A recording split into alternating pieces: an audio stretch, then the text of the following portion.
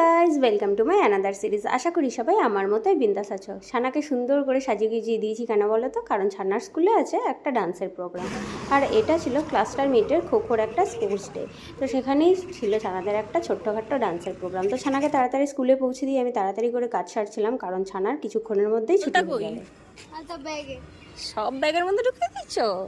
আমার ব্যাগটা তাহলে হয়ে গেল শেষ। তো তারপর স্কুল থেকে আমি আর ছানা চলে এলাম বাড়িতে এসে আমি শুরু করলাম রান্নাবান্না, কারণ খাবার তো খেতেই হবে।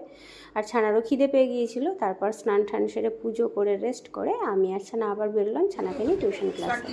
তো টিউশন ক্লাস থেকে বেরোনোর পর ছানা বলছিল, মা অনেক দিন আমরা কালীবাড়িতে যাইনি, তো একটু নিয়ে যাবে? তো নিয়ে গেলাম ছানাকে। আর আমারও অনেক দিন যাওয়া হয়নি নানান কাজে। তো সেখান থেকে ছানা এই ছোট্ট সুন্দর একটা খেলনা কিনলো। আমার এই সিরিজগুলো কেমন লাগছে অবশ্যই জানিও। ভালো লাগলে লাইক ফলো করতে ভুলো না, জানো। টাটা।